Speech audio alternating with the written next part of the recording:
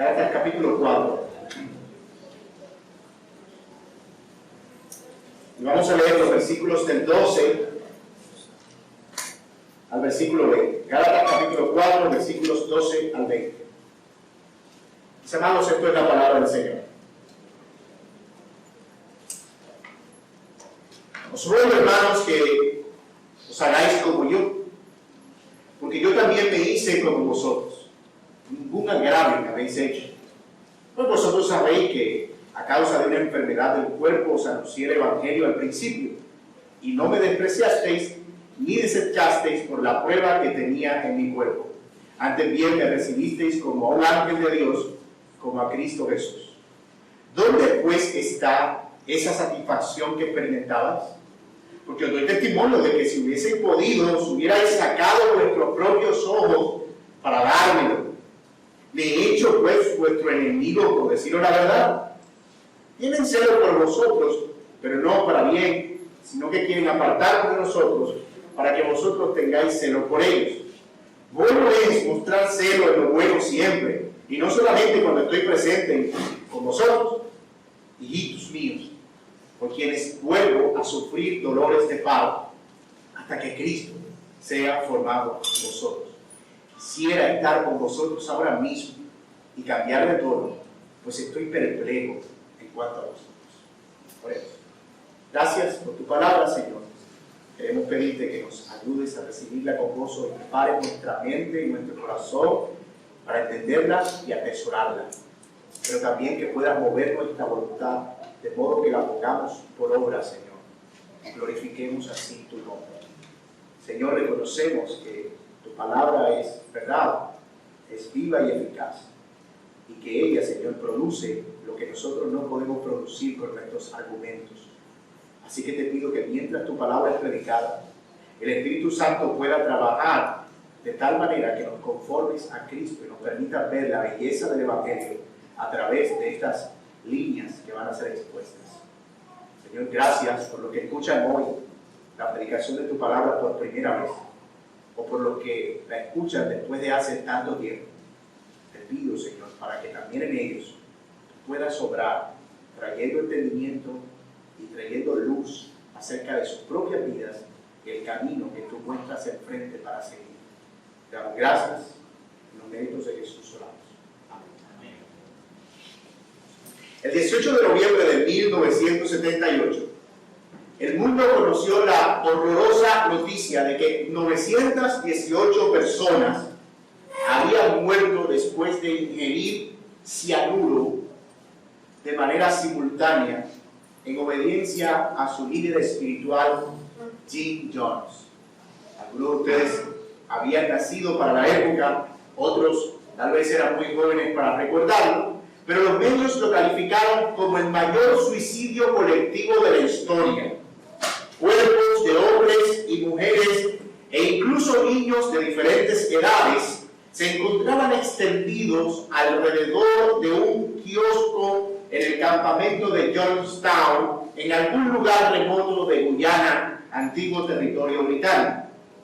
Aunque la secta de Jim Jones se proclamaba como cristiana, su práctica no era algo que proviniera precisamente de las Escrituras, o al menos no de una interpretación adecuada de la misma. Sin embargo, no es por eso menos cierto que el culto a la persona o el culto al hombre había cobrado hasta ese momento una factura por un valor muy alto, muy elevado. Pero, ¿por qué alguien puede llegar a tomar una decisión como esta? ¿Puede acaso la influencia de un hombre, de una persona, llegar a ser tan determinante como para que otras personas en multitud decidan abandonar y renunciar más bien a su propia racionalidad? Lamentablemente, la evidencia nos conduce a responder que sí. Cuando se abandona la Biblia y se sustituye su consejo, el consejo de la palabra, por el carisma y la simpatía de un hombre, las consecuencias pueden llegar a ser catastróficas. Toda vez que la palabra de Dios ha sido abandonada por seguir el camino de los hombres malos, por supuesto, que buscan su propia gloria, el resultado es el extravío y muy seguramente la perdición. Los hermanos de Galacia, a quienes Pablo escribe esta carta, estaban enfrentando un peligro semejante. Tal vez no estaban siendo llevados a la idea de consumir cianuro para decirle adiós a este mundo, pero estaban siendo conducidos a abandonar el evangelio que ellos habían recibido en principio. ¿Y a dónde iban a ir? Bueno, lo hemos visto a lo largo de toda esta carta, al cumplimiento de normas y de leyes y de un montón de ritos del Antiguo Testamento que ya de por sí habían sido abolidos por Cristo. Ellos ya habían sido libres por creer en Jesucristo, pero estaban sugiriendo que debían volver a guardar los ritos y celebraciones de nuevo de la abolida ley de Moisés. Entre ellas, la circuncisión y, como vimos en el sermón pasado, el guardar los días, los meses y los años. Sin duda, era un camino peligroso, una especie de abismo sin retorno que invalidaba la cruz y hacía vano el Evangelio del Señor Jesucristo. Y por eso Pablo escribe esta carta para exhortarlos y decirles: ustedes están en peligro, ustedes están abandonando la fe, ustedes están desviando del camino de la verdad. Ahora bien, es una realidad que aprendemos de imitar a otros. Ser un discípulo, como la Biblia lo dice, es de hecho ser un seguidor. Nosotros podemos ser discípulos para el bien o podemos ser discípulos del mal. No es malo, hemos visto hombres realmente malos y perversos en la historia que han tenido cientos y cientos y cientos de discípulos. Ahora bien, ¿cómo podemos entonces estar seguros que estamos imitando lo correcto y no siguiendo el camino de la perdición?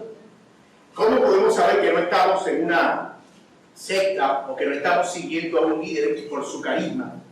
¿Cómo podemos identificar que el discipulado que estamos recibiendo, que el pastorado que estamos recibiendo, que el liderazgo bajo el que nos estamos sometiendo es un liderazgo saludable, o cómo podemos saber si es un liderazgo perverso que nos conduzca lejos del Evangelio? Hebreos 13:7 dice: acuérdense de sus guías, que les hablaron la palabra de Dios, hablando de guías o quienes le predicaron primero, o sus pastores, sus discipuladores. Acuérdense de sus guías que les hablaron la palabra de Dios. Consideren el resultado de su conducta e imiten su fe. Así que el problema no está en imitar, el problema está en lo que imitamos. El asunto no está en ser discípulos, el asunto está en de quién estamos siendo discípulos. El tema no es seguir, el tema es a quién seguimos. Y efectivamente de eso es de lo que va a tratar nuestro texto en la mañana de hoy. ¿Cómo podemos entonces identificar a alguien que nos está conduciendo a Cristo y no a sí mismo o a algún camino equivocado? En este pasaje vamos a ver cómo el apóstol Pablo nos ofrece algunas razones por las cuales él era un ejemplo digno de imitar, y cómo su experiencia cristiana se convierte en un ejemplo también para nosotros. Pero también este es un pasaje que nos llama a ver de qué manera podemos, al igual que el apóstol Pablo, convertirnos en ejemplos piadosos para otras personas o ejemplos dignos de imitar. Y yo espero que podamos en ese tiempo respondernos a la pregunta: ¿qué ve la gente cuando me ve? Cuando me presento como cristiano, ¿qué comunico? ¿Soy alguien que cuando se presenta como un creyente las otras personas desean imitarlo? No me va a responder ahora porque no quiero problemas aquí, en este momento. Pero respóndalo para sí mismo y vaya meditando en ello en la medida en que avanzamos en el sermón. Esta es una porción cargada de mucha emotividad, como lo acabamos de leer. Desde el capítulo anterior ya vimos cómo Pablo asume un tono más tierno y conciliador. Empieza bien enojado en el capítulo 1, luego bien racional en los capítulos 2 y 3, pero al final él termina asumiendo un tono mucho más tierno, conciliador, un tono mucho más emotivo.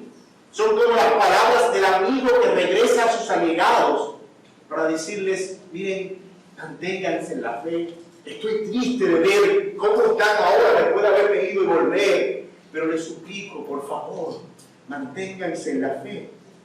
Quiero incluso usar una figura más familiar para ilustrar la idea de cómo se siente el apóstol Pablo al escribir esto. Imagina a un padre que ha estado tratando de persuadir a su hijo que quiere irse de la casa en rebeldía, y luego de presentar argumentos desde su conocimiento, estadísticas de desempleo, estadísticas de homicidio, los peligros probados de una vida licenciosa. Mira que eso allá afuera no está bueno, están matando a la gente, el palín está bajito.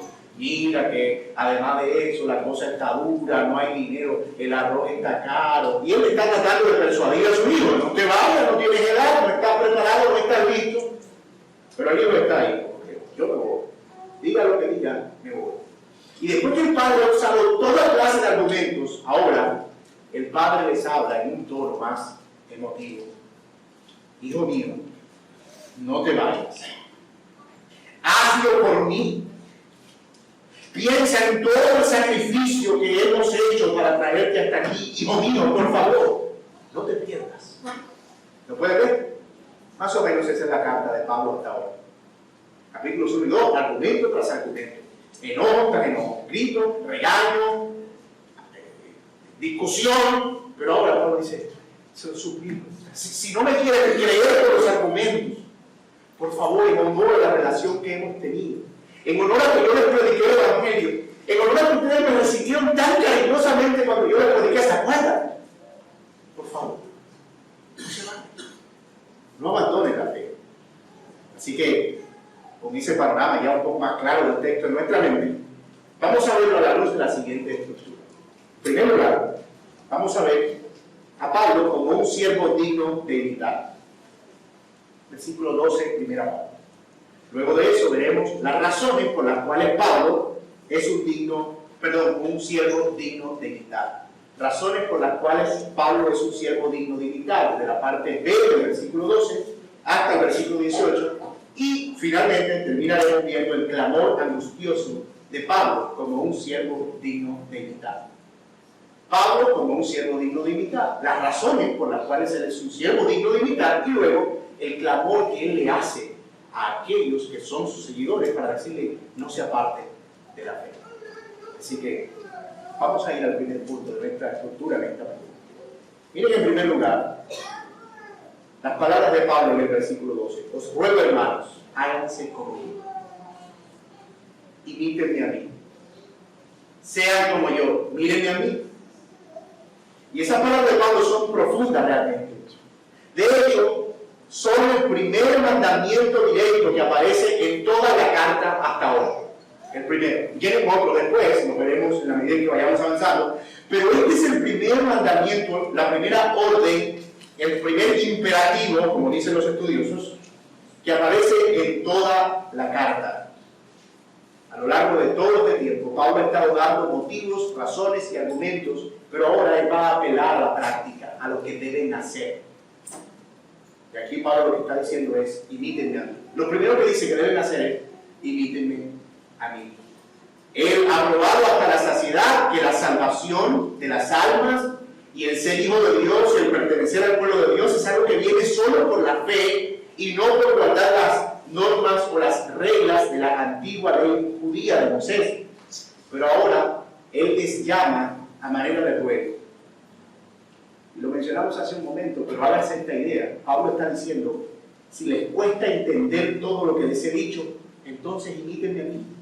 Miren lo que yo he hecho, miren lo que yo soy, miren cómo Dios ha obrado en mí, y vivan en la libertad de la que yo vivo. Hagan lo mismo que yo he hecho. Pero ¿qué significa eso? Entre otras cosas, ¿qué es lo que debían imitar específicamente? Bueno, a juzgar por la sentencia que sigue, miren el texto en el versículo 12: os ruego, hermanos, que os hagáis como yo, porque yo también me hice como a vosotros. Ningún agravio me habéis hecho. Parece que la idea es que de la misma manera en que Pablo había experimentado libertad de la ley y había dejado atrás todos esos rudimentos, acuérdense ustedes que Pablo era un hombre, según Filipenses 3, estricto de la ley. Se dice que guardaba los días, las minucias, la fiesta, los tiempos, la ofrenda, las celebraciones. Es decir, era extremadamente estricto en cuanto a todas esas reglas. Pero cuando Cristo vino a la vida del apóstol Pablo, él entendió que él no podía ser aceptado por Dios en base a esos esfuerzos humanos, sino solo por creer en Cristo. Cuando él cree en Cristo, él se siente tan libre y dice, oh, no puede ser, ahora soy parte de la familia de Dios. Y ya no a través de esos esfuerzos, sino por medio de la fe, y empieza a vivir en esa verdadera libertad. Él sabía que no podía llenar el estándar de Dios, así que cuando siente que él es salvo por la fe, él dice, wow, esta libertad es increíble, y empieza a predicar el evangelio a aquellos que todavía seguían cautivos en esa misma forma de religión. Y de eso los de Galacia eran testigos. Cuando Pablo fue a Galacia, él fue como un hombre libre, comía de todo, no andaba con minucia de, ay, eso es cerdo, no lo puedo comer, no, eso es cerdo, me lo como, eso es serpiente, me la como, ¿qué es eso? Vale con picotea, me lo como, esa es la santa, no importa, yo soy libre. Ya yo no vivo bajo esos rudimentos, el Señor me hizo libre. Y los de Galacia eran como, wow, esa libertad es increíble, nosotros queremos esa libertad. Ahora, debemos aclarar que Pablo no está diciendo que él es el modelo del cristianismo. O sea, no está diciendo, yo soy el non plus ultra. O sea, yo soy, cuando Dios quiso hacer un cristiano, me hizo a mí, así que yo soy el modelo. Cópienme a mí y irán bien. No, no lo está haciendo en un sentido arrogante. La idea es que, en cuanto a su manera de conducirse en libertad de la ley, él es un buen ejemplo. Mírenme a mí. Pablo está diciendo, ustedes ni siquiera eran judíos. Es más, ustedes son gentiles. Ni siquiera conocían las normas de la ley judía. Yo las conocía todas. Es decir, que si alguien tenía razones para tener reservas acerca de si ahora se debe guardar o no, soy yo. Pero yo no lo hago. Soy libre. Así que ustedes que no conocen nada, déjense de cuento. Imítenme a mí. Y vivan en plena libertad. Ahora bien, es posible que estemos pensando en esto como algo reservado solo para hombres tan santos como Pablo, o como Pedro, o como otros hombres en la historia de la iglesia. Pero la verdad es que todos nosotros debemos aspirar a esto que Pablo menciona. De eso se trata el discipulado, de vivir de una manera tan digna y que el evangelio sea tan evidente en las distintas áreas de nuestra vida que podamos decir con toda confianza, imíteme a mí. Imíteme a mí. A veces podemos sentirnos librados, como que me escapé, y pensar que eso es algo únicamente para los pastores y ministros. Sé como el pastor. A mí no me vea, porque yo no soy un ejemplo de nada, pero mira ese hombre es increíble. O sea, no yo, obviamente, otro hombre. Ese hombre es increíble, sé como él, imítalo. Esa sería una posición muy cómoda. Pero aquí esto es una invitación a que nosotros seamos quienes podamos también, a la luz de lo que Cristo ha hecho en nuestra vida, poder decir, imítame. Cristo ha obrado en mí de tal manera que yo puedo ser un digno ejemplo de imitar. Y ojo, nosotros no tenemos que ser perfectos para ser dignos de imitar. Porque incluso en nuestra imperfección y cómo respondemos a esa imperfección, podemos hacernos dignos de imitar. Oye, fulano no es perfecto, él se equivoca, pero una cosa que veo cuando él peca es que se arrepiente fácilmente. Una cosa que veo cuando él ofende a alguien es que pide perdón con facilidad. Él no está pretendiendo disimular una vida angelical para decir, vivan como yo. No, él está haciendo él, genuinamente. Y aún en medio de sus equivocaciones, él es una persona digna de imitar.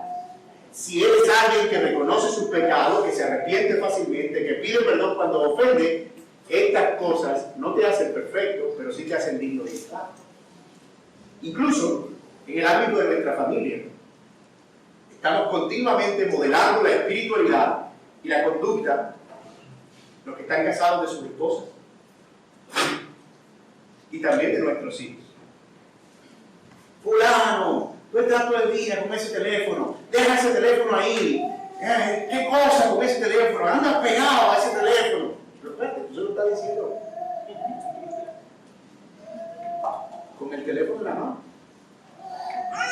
Entonces, fíjate que de manera directa o indirecta nosotros siempre vamos a estar siendo modelos para imitar, ya sea de piedad, o sea, modelos o lo que llamamos antimodelos. Ese es un ejemplo de lo que tú no debes ser. Y no queremos ser eso. No queremos ser antimodelos, queremos ser modelos y ejemplos dignos de imitar. En algún punto, hablando de este tema familiar, Pedro le dice a las mujeres que están casadas con hombres no creyentes, le dice, miren, vivan de una manera piadosa, pero tan piadosa que cuando sus maridos incrédulos las vean, glorifiquen a Dios por su conducta y se arrepientan al ver el ejemplo de piedad y la conducta casta de ustedes. Y lo mismo pasa con los hijos, o con nuestros familiares, o con nuestros compañeros de trabajo. Estamos viviendo de tal manera que quienes nos ven dicen, oh, vale la pena ser cristiano. Yo soy cristiano, yo quisiera ser como ese fulano. ¿Han pensado que tal vez esa es la razón por la que en ocasiones prefieres estar aislado de todo, alejarte de todo, que nadie visite tu casa, tú no visitar la de nadie, no compartir tiempo con nadie? ¿Has pensado que tal vez esa es la razón por la que no quieres que nadie esté lo suficientemente cerca como para ver que no eres perfecto? ¿O un ejemplo digno de imitar? ¿O simplemente porque no quieres convertirte o comprometerte con dar ejemplo? Pero lo contrario es provechoso. Invitar a personas a nuestra casa, ser hospedadores, si estás casado, compartir con otros matrimonios, estar tiempo con otros. Muchas de las cosas en las que mi esposa y yo hemos podido crecer como matrimonio son el resultado de cosas que he visto en otros matrimonios. Yo decía, wow, qué lindo eso. Sería buena idea si yo empiezo a hacer eso también. Oh, pero mira a esa persona cómo vive, mira cómo trata a su esposa. Tal vez sea buena idea que yo empiece a hacer lo mismo. Muchas de las cosas que hoy nosotros hemos podido ver en nuestro matrimonio, como les menciono, han sido el resultado de aspectos que nos han sido modelados por otras personas. Tú no sabes lo impactante que es el modelado. Hay un dicho que dice, yo no creo que lo voy a hacer preciso, puedo hacer alguna chapulinada aquí, pero es como, tú puedes decir como un hecho lo que puedes decir con 1000 palabras.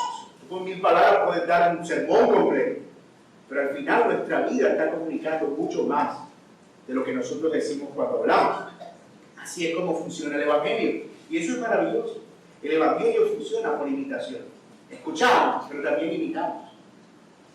Por eso hablamos de discípulos o de discipulados, de personas que siguen el ejemplo de otros.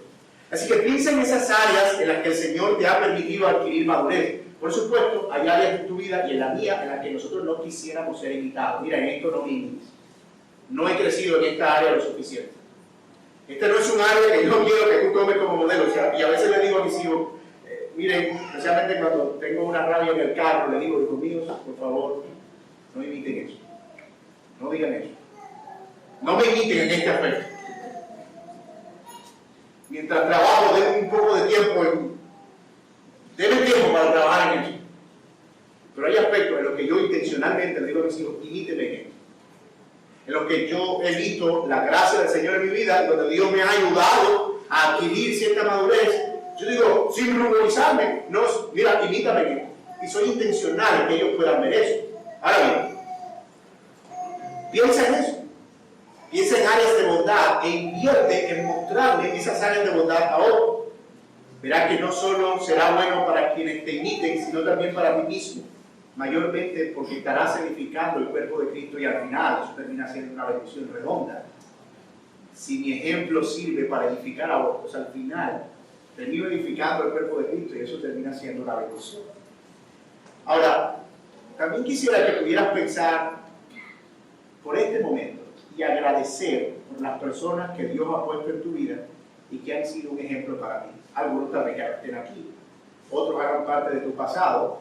Algunos serán los que te predicaron el Evangelio por primera vez, pero en la manera en que te han modelado el Evangelio en áreas específicas. Ese sentido de gratitud también nos ayuda a motivarnos a nosotros e invertirnos en otros.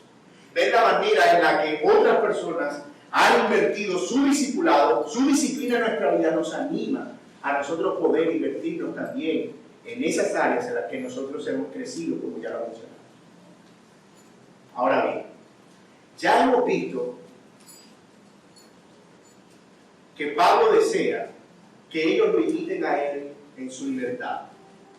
Pero conviene que nos preguntemos, ¿qué es lo que hace o lo que hizo que Pablo fuera un ejemplo digno de imitar para los de Galacia? Él era un hombre que vivía en libertad, pero él no era solo eso lo que él pedía que imitara. Él vivía en esa libertad. Así que, ¿qué otras cosas podemos considerar destacables de ese ejemplo de Pablo? Eso es lo que nos lleva al segundo punto de nuestro sermón. Razones por las cuales Pablo es un ejemplo digno de imitar. Miren lo que dice el versículo 12, parte B. Yo también me hice como vosotros. Ningún agravio me habéis hecho. Pero vosotros sabéis que a causa de una enfermedad del cuerpo os anuncié el evangelio al principio, y no me despreciasteis ni me desechasteis por la prueba que tenía en mi cuerpo. Antes bien, ¿puedo leerlo en español latino? Sí. Antes bien me recibieron como un ángel, como a Cristo Jesús. ¿Dónde pues está esa satisfacción que experimentaban? Porque les doy testimonio de que si hubiesen podido, se hubieran sacado sus ojos, sus propios ojos para dármelos. Me he hecho, pues, enemigo de ustedes por decirles la verdad. A juzgar por el pasaje, en este punto uno puede diferir que los falsos maestros que estaban tratando de engañar a la gente en Galacia, ustedes saben, era ese precisamente el problema, estaban desvirtuando a Pablo como líder digno de seguir. Es así como funciona, y seguramente ustedes lo han experimentado en algún área en su vida, ¿cierto? Cuando alguien quiere que una persona deje de seguir a un líder o a otro, ¿qué hace? Pues le habla mal del líder. Oye, tú no has visto esa persona. Yo no sé, pero a mí me parece que esa persona como que es mala. Y tú no has visto a mí lo bueno que yo soy. Tal vez no se ve así tan directamente, pero sucede incluso cuando uno lleva el carro a la revisión mecánica, o cuando lo llevas a un mecánico, cuando llevas a reparar cualquier cosa, a un zapatero. Si ya llevaste el zapato a un zapatero anterior, ese zapatero actual te va a decir, oye, qué mal trabajo que hicieron aquí. ¿Quién te hizo eso? Ese hombre está aprendiendo de zapatería. Yo no haría una cosa de eso. O albañiles. Oye, esa pared está como torcida. ¿Qué te hizo eso? No sabe albañilería. ¿Lo han experimentado alguna vez? Y ni quiero decir del campo de la medicina. Fulano te recomendó eso. Uy, no, ese médico, yo no sé dónde le dieron el título. ¿Por qué? Bueno, yo quiero que tú seas ahora cliente mío. Este hombre te tiró la pared, pero yo te quiero construir los 2 pisos. Ese hombre no lo vuelve a contratar. Es un peligro esa pared que se cae. Bueno, eso es lo que estaban haciendo los líderes falsos en Galacia. En la iglesia de Galacia habían dicho, Pablo, ese tipo. No, ese hombre no. Ese hombre no es un ejemplo digno de imitar. Y él como abandonó el judaísmo y anda por ahí comiendo carne de puerco y comiendo bagre y cotea en Semana Santa. Se está violando la ley de Dios y está diciendo que la gente no se debe circuncidar. Por supuesto, no es un hombre que ustedes deban seguir. Y estaban atacando a Pablo hasta el punto que parece que convencieron a los de Galacia que Pablo era un mal líder. De modo que te puedes imaginar la escena. Pablo llega un día, ¡buenas! Y todos están como, bueno. Ahí llegó el Pablo ese. Él sospecha que pasa algo, pero no sabe qué. ¡Buenas! ¡Fulano! Yo saludo así como. Entonces, aquí pasa algo, es que gente no era así. Ellos no eran así conmigo, no me podían ver. Que querían abrazarme y amarme. Así que, en vista de todo eso, Pablo se defiende en este pasaje y de esos bajos ataques y le recuerda la forma en la que él les llevó el evangelio y las cosas que hicieron que en su momento ellos quisieran imitar. Es decir, Pablo les dice, ustedes ahora son así conmigo, pero permítanme recordarles cómo eran ustedes. Eso es como si tuvieras que ir de vuelta al mecánico del que te hablaron mal. ¿Cierto? Y ese mecánico te dijera, yo sé que te dijeron que yo hago un mal trabajo, pero aquí volviste, ¿verdad? Porque tú sabes que yo te trato bien, me pagas a tele, que te fío, que te doy más barato. Entonces Pablo le dice, déjame recordarte ¿cuál ha sido mi trabajo entre ustedes? Déjenme recordarse. Así que les muestra las razones por las cuales él estaba haciendo un reclamo justo. Y díganme a mí por qué. Porque en principio ustedes a mí no me hicieron agravio, dice el texto. Ningún agravio me hicieron. Esto quiere decir que ellos recibieron amablemente a Pablo como alguien que era digno de escuchar. No lo menospreciaron de ninguna manera como ahora lo estaban haciendo. ¿Se acuerdan? Cuando yo vine a ustedes estaban atentos y querían escuchar lo que yo tenía que decir. Ningún insulto me dieron. Pero además de eso, dice nuestro texto, pues vosotros sabéis que a causa de una enfermedad del cuerpo os anuncié el Evangelio al principio. Él les enseñó el Evangelio en medio de un gran sufrimiento, de una gran enfermedad. Pablo modeló que el Evangelio era sufrido. Ahora, no sabemos cuál era la enfermedad de Pablo. Muchos se ha especulado que era una enfermedad de los ojos. Otros han dicho que era una especie de epilepsia. Otros han dicho que era una especie de migraña permanente que no le dejaba siquiera poder permanecer en pie en algunas ocasiones, especialmente durante el invierno. Pero todas estas son conjeturas. El pasaje no nos dice cuál era la enfermedad, pero sí nos dice que era una enfermedad del cuerpo grave. Pero aún así, él les anunció el Evangelio. Y eso deriva la idea de que los siervos de Dios no se enferman. ¿Usted ha escuchado eso alguna vez? La enfermedad no es de Dios, la enfermedad es del diablo, dijo el inmortal, el que no se va a morir. O sea, él no le da un dolor de cabeza, ¿no? O sea, vino el COVID y le cerró la boca de un tapo. ¿Qué? Entonces ustedes saben, es una enseñanza bien extendida y aquí Pablo está diciendo, yo prediqué el Evangelio entre gran enfermedad. Es más, Pablo dice, a causa de esa enfermedad yo le prediqué el Evangelio. Es increíble. Parece que Pablo en algún momento, y esto lo sugieren algunos estudios, se puso tan mal que tuvieron que llevarlo a Galacia. Y estando en Galacia enfermo, dijo, voy a aprovechar para predicar el Evangelio aquí. Y a causa de esa enfermedad, les predicó el Evangelio y ellos lo recibieron con gozo. Definitivamente, Romanos 8, Pablo lo tenía impregnado en el cuerpo. A los que aman a Dios, todas las cosas le ayudan para bien. Amén.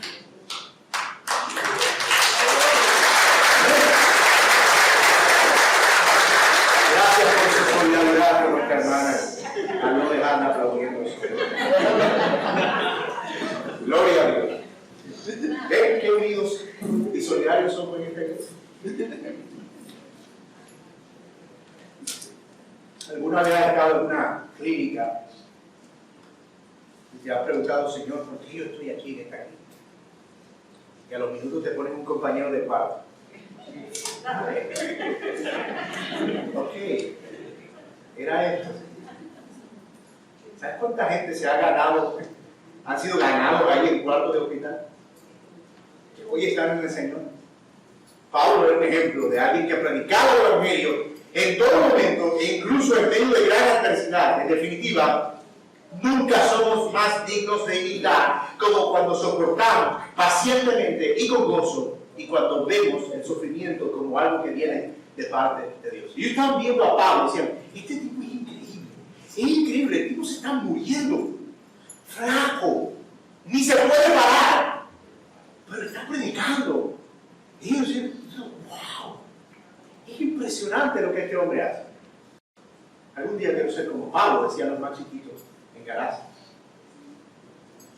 Pero además de eso, dice el texto que ellos lo recibieron como un ángel en el versículo 14. Y no me despreciaste ni me desechaste. No me despreciaron ni me desecharon. Por la prueba que tenía en mi cuerpo, antes bien me recibieron como a un ángel de Dios. Oye eso, como a Cristo mismo. Ellos nunca dudaron que el mensaje de Pablo venía del Señor. No era que estaban viendo a Pablo con alas. Aquí la palabra como un ángel de Dios tiene que ver con mensajero. Ustedes me recibieron como un mensajero de Dios, como si yo fuera Cristo mismo. Estaba muy claro que Pablo no iba hablando charlatanerías, que no iba hablando lo que él quería. Ellos entendían que Pablo iba hablando un mensaje que era un mensaje de parte de Dios, lo recibieron como tal. Pero además de eso, ellos vieron a Pablo como un ejemplo de Cristo.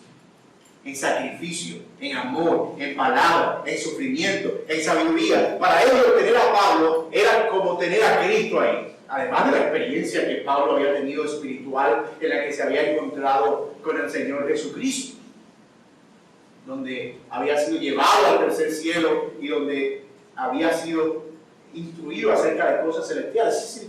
Ellos decían, no tenemos a José, pero tenemos al de Yo me llamo.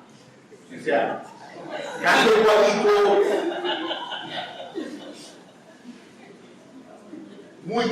Y lo recibían como que esto es Cristo mismo. Cristo mismo. Ahora, algo interesante es que ellos vieron el sufrimiento de Pablo no como algo que les diera lástima, sino como algo que estaban dispuestos a compartir con él. Si hubiesen querido, si hubiesen sacado los ojos. Es por eso que algunos sugieren que la enfermedad de Pablo era una enfermedad de la vista. Pero bueno, al final de sus días, Pablo le dice a Timoteo, cuando se está muriendo, tráeme los rollos, los libros y mayormente los pergaminos. Así que en el momento último de su muerte, por lo menos Pablo podía leer. Lo que sugieren que era un problema de la vista, tal vez no es tan acertado. Yo creo que aquí la idea era, ustedes estaban dispuestos a darme lo más preciado de ustedes. Yo me arrancaría los ojos por ti, Pablo, si fuera posible, para que tú pudieras predicar yo. Ahora, hay algo aquí interesante. Pablo no llegó a Galacia siendo un ministro muy simpático. No era un tipo arrollador, no era un hombre con un buen blazer, ¿verdad? Muy bien presentado. Pablo había sido un pésimo predicador de la prosperidad. Pésimo. No tenía apariencia de alguien saludable. Abocado, parece como medio ecuánido, pálido, blanco. Parece que en ocasiones se veía medio debilitado, la espalda toda rota. Es decir, si alguien pudiera levantar la camiseta de Pablo, que había sido azotado 40 y pico de veces en varias ocasiones, y que en la espalda era un montón de cicatrices, una sobre la otra, siempre adolorido. Él no era como los maestros griegos, como Séneca, como Aristóteles, Por eso en Corinto dijeron que Pablo era bastante sencillo cuando Pablo fue allá. Él dice, yo no vine aquí a mostrarles más nada sino a Cristo y a este crucificado. ¿Qué esperaban? Por dice, ustedes tuvieron maestros siempre blancos, bien vestidos, bien pulcros, buenos trajes, buenas túnicas, como los fariseos. Pero Pablo no tenía esa apariencia. Recuerdo haber escuchado alguna vez a un hombre en uno de estos sermones de la prosperidad, que salió con un saco roto a predicar y decía como que ustedes me darían una ofrenda a mí si yo estoy así de roto y con estos harapos y así de vestido, ustedes me darían una ofrenda a mí. La gente decía, no le daremos una ofrenda, usted no es digno de imitar. Y luego se cambió el saco, y cuando se cambió el saco la gente corrió a llevarle dinero al altar. ¿Te imaginas a Pablo viendo ese espectáculo?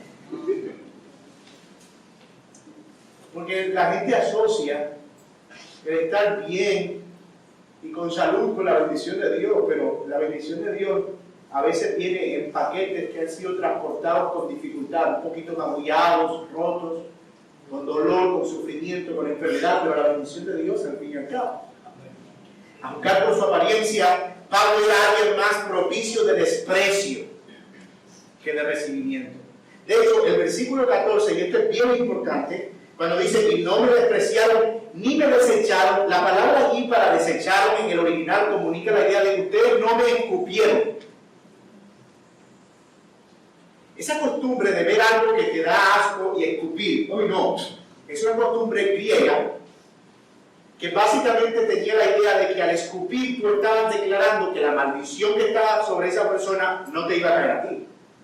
Entonces, si alguien iba y veía a un leproso, normalmente escupía a un costado o al leproso para que, en medio de la superstición griega, él no recibiera esa maldición. Entonces, Pablo dice, ustedes no me escupieron cuando me vieron, a pesar de que yo estaba bien enfermo y bien demacrado. Cuando veían a alguien en esa condición, esa era la reacción que producían. Pero Pablo dice, ustedes nunca hicieron eso conmigo, ¿se acuerdan? Nunca me hicieron. Como vemos, los hombres dignos de imitar no lo son por su carisma, ni por su apariencia o por sus posesiones, lo son por su fidelidad a Cristo. Y porque tanto hay de Cristo en ellos, que todo el que lo ve dice, yo quiero eso en mi vida también. Y eso es fundamental en una generación tan superficial como la nuestra. Vivimos una generación de verdad tan superficial que una persona graba un video de 1 minuto, lo pone en redes, se hace viral y se convierte en influencer y cobra 4 millones por una publicidad al día siguiente. Una celebridad. Mis amados, la dignidad de ser imitados no es sinónimo de popularidad. ¿Sí? Alguien popular no necesariamente es digno de ser imitado. Ahora, alguien digno de ser imitado puede llegar a ser popular. ¿Quién más popular que nuestro amado Salvador hoy en día? Amén. El mundo conoce de Jesús. Y hasta los ateos dicen 2022 después de Cristo.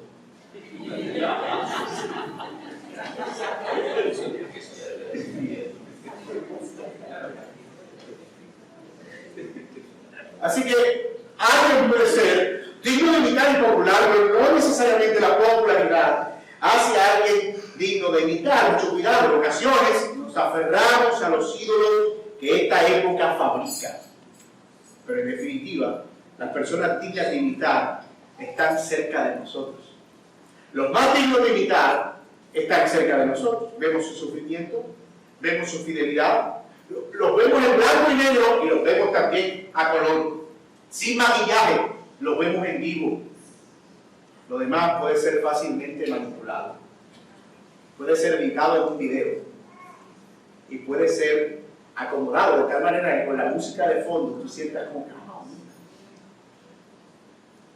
pero la gente que tú tienes a tu lado, los ves a capela, al anciano, a la anciana,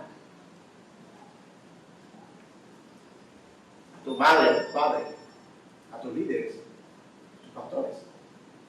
¿Están ahí? El versículo 16 dice, y es interesante, me he hecho pues enemigo de ustedes por decirles la verdad. Algo cambió en algún momento. ¿Por qué si esto era así? Y ustedes estaban dispuestos a imitarme hasta el punto que querían darme hasta sus ojos para enfermarse conmigo. ¿Por qué ahora soy enemigo de ustedes y yo sigo diciendo lo mismo que decía cuando llegué? Sigo diciendo la verdad y ahora soy su enemigo. Toda aquella admiración y deseo de imitar a Pablo ahora había sido reemplazado por la fascinación de los falsos maestros. Y la verdad que él les había anunciado, ahora lo había convertido en su enemigo. Habían hecho un trabajo tan sutil los falsos maestros que llegaron a pensar que lo que Pablo decía era algo digno de odio y de desprecio. En definitiva, cuando alguien ha sido engañado, siempre se va a alejar de la verdad. Todos hemos tenido a ese amigo que dejó de ser nuestro amigo cuando le dijimos, no te metas por ahí, eso no te conviene. Y de repente, nunca más volvió y dice, pero ¿qué fue lo que dije? Lo único que dije fue la verdad. Mira, ese fulano, esa fulana, ese camino, ese negocio, esa decisión no te conviene. Debemos confesar el fresquito que produce cuando vuelven después que comprueban que no convenía. Y uno con ese aire de humildad, ¿verdad?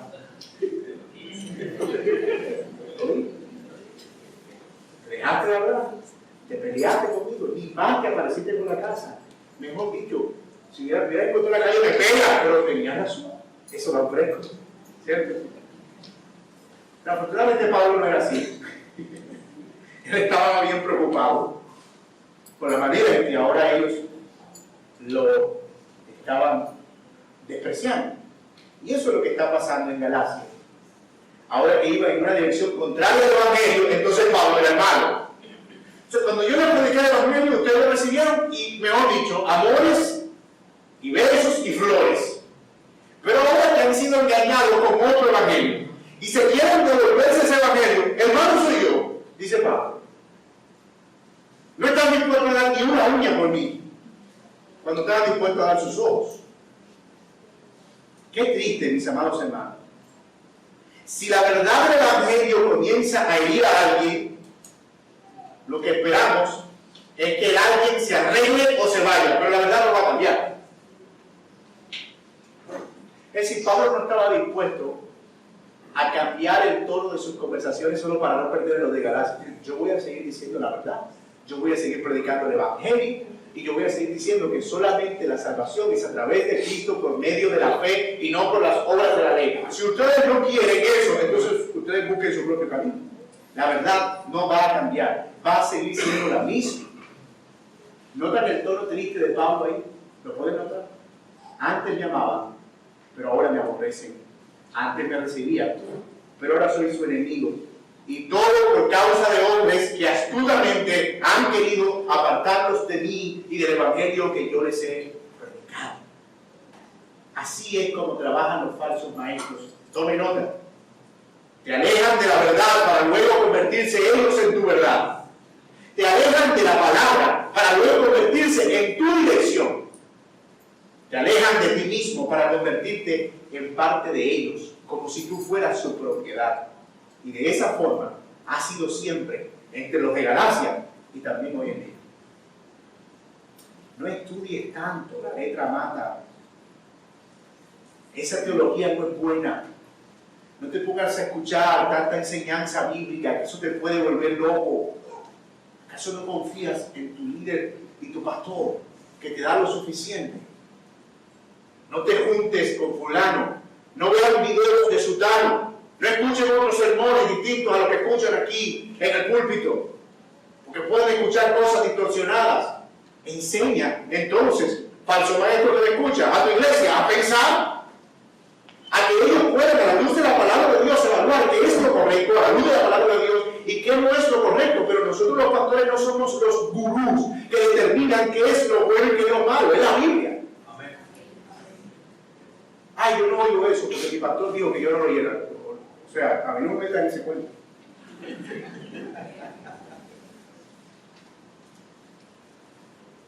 Nuestra meta es capacitar a los santos para que ellos hagan la obra del ministerio. No pensar por ellos, decidir por ellos, hablar por ellos, hacer todo por ellos. Y tú sabes que eso crea una dependencia tan nociva. Pastor, me voy a casar, usted me aprueba ese novio. No siento que ese novio sea el tuyo. Yo siento que el tuyo es este. 3 meses después, matrimonio roto. Oh, se metió el diablo ahí. Hay gente que no se mueve. No toman un negocio, no hacen una decisión, no compran una hoja. Si sus líderes no se lo autorizan, soy enfermizo, dañino, malo. Así no funciona el evangelio. Eso no es discipulado, eso no es seguir a alguien, eso es dañino, de nuevo, es perverso, es diabólico, es satánico. Apurado estoy yo con la vida mía, tomando mis decisiones y mis hijos. Para que ustedes, ¿será que estudia esta carrera? ¿Usted qué le muestra al Señor? ¿Será que yo compro este carro azul o rojo? ¿Qué dirección? Yo creo que el color suyo es como el azul, pastor. Voy a comprar el azul porque a usted le gusta el azul. Y peleó con la esposa que quería ver.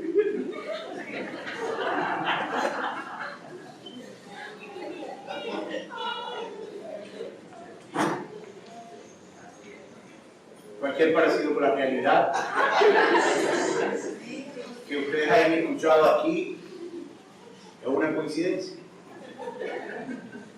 Pero eso no es del evangelio, eso no es de ahora, eso es de los falsos maestros, de toda la vida.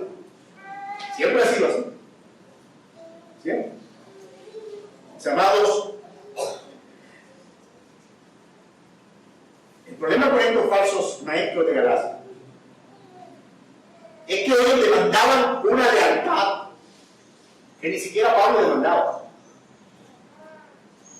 Y cuando no tenían esa lealtad, usaban todo su arsenal manipulador para hacer ver a las personas como traidores.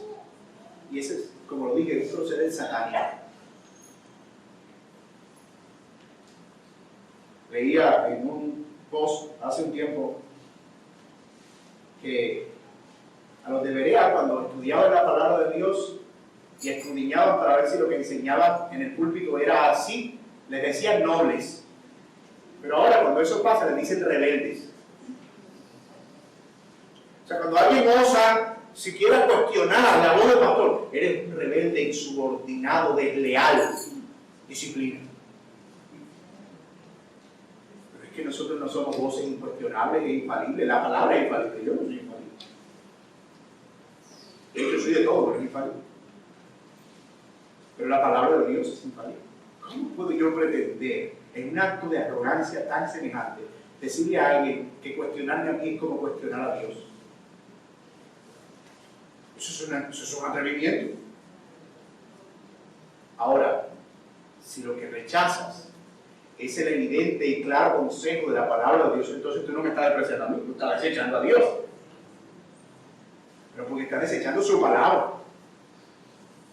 Y por eso debemos asegurarnos que lo que nosotros escuchamos realmente proviene de las Escrituras. Mis amados, la meta de un pastor del Evangelio como Pablo, y ese es el título de nuestro sermón, un pastor del Evangelio, de un líder del Evangelio, es llevar a las personas a Cristo, no a sí mismo. Pablo sabía que un día iba a morir, pero para entonces Cristo ya había sido formado en ellos.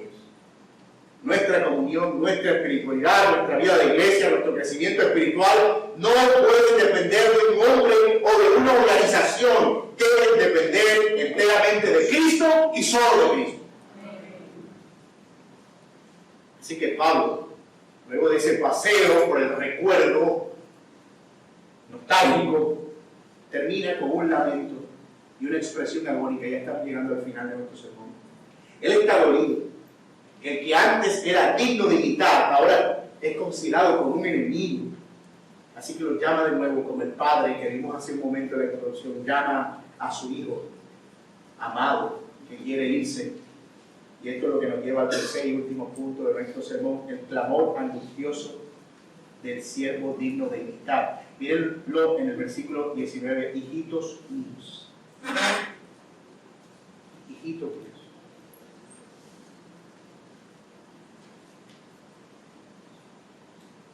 Por quienes vuelvo a sufrir dolores de parto hasta que Cristo sea formado en nosotros. Pablo está apelando tiernamente a su relación con ellos. Él se dio por ellos. Les predicó en medio de un gran dolor. Pero ahora siente como que tiene que volverlos a parir. Pero no porque ellos sean hijos de Pablo, noten que es hasta que Cristo sea formado en ustedes. Estoy volviendo a tener dolor de parto otra vez, como si estuviera predicándoles a Cristo por primera vez. Todo el dolor que experimenté cuando le llevé el Evangelio lo tengo ahora en el alma, lo que está diciendo Pablo. Todo el dolor físico por el cual ustedes querían hasta darme los ojos, ahora es un dolor en mi pecho. Hasta que Cristo sea formado en ustedes. El apóstol Pablo podía resignarse y dejarlos en su error. Irse para otra parte y dejar que se perdieran. Pero en esto también él es un siervo digno de imitar. Porque hace exactamente lo que Cristo había hecho. Si tengo que volverlos a parir con todo el dolor que eso representa, así lo haré. Mis amados, eso nos habla de la paciencia, misma paciencia que el Señor Jesucristo tiene con nosotros, pero que con mucha frecuencia nosotros no tenemos hacia otros. Tal vez estés batallando con un esposo o una esposa inconversa, con hijos rebeldes, no creyentes, con hermanos difíciles, con compañeros de trabajo complicados, pero ni siquiera has tenido tu primer parto con ellos. No sabes lo que es el dolor de engendrarlos en Cristo. Saben, a veces lo que queremos es estar más cómodos nosotros y ojalá no tuviéramos personas a nuestro alrededor que sean difíciles. Ojalá no tuviéramos que lidiar con gente complicada, que nuestro esposo o esposa fuera perfecto, que nuestros hijos sean la encarnación de Timoteo y de José y Daniel. ¿Te imaginas eso? Pero yo no dejo de pensar en el ejemplo del apóstol Pedro, después de negar al Señor Jesucristo y haberse vuelto como quien ya no servía para otra cosa que no fuera pescar peces, con un alma frustrada y cansada. Pero ahora peor que antes, porque luego de haber negado al Señor 3 veces, Pedro tenía que cargar la horrenda afrenta de haber dado la espalda a su Señor. Él antes era un pescador, pero era un pescador frustrado, derrotado y perdido. Y eso era emocionalmente fuerte. Y la única razón por la que él no tomó el camino de Judas del suicidio, ¿saben cuál fue? Que el Señor Jesucristo oró por él para que su fe no faltara en un momento como eso. Cuando él fue zarandeado como trigo, el Señor oró para que él se mantuviera firme y su fe no faltara. Pedro estaba devastado, pero allá llegaron las piernas, las manos y el corazón amoroso del Señor. Pedro, ¿me amas? Pastorea mis ovejas. Pedro, ¿me amas? Señor, tú sabes que yo te amo. Apacienta mi cordero. Pedro no entendía que era lo que estaba pasando.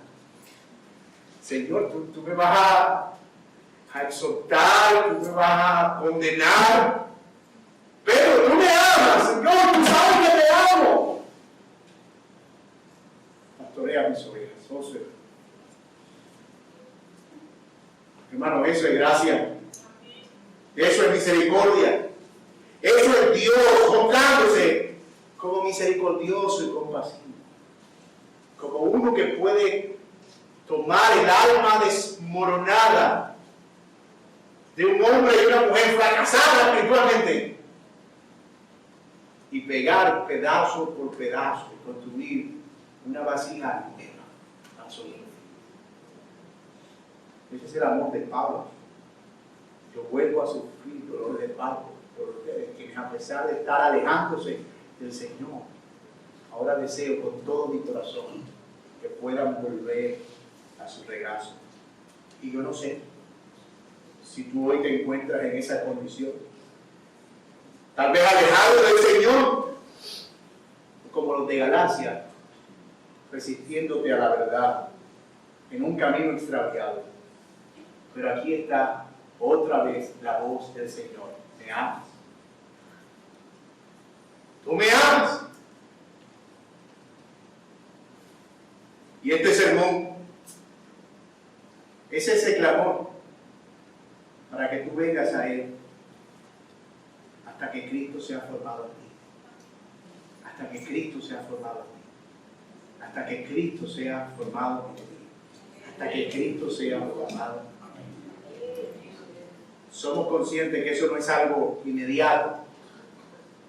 Somos conscientes que produce dolor. Por eso el texto dice, hasta que.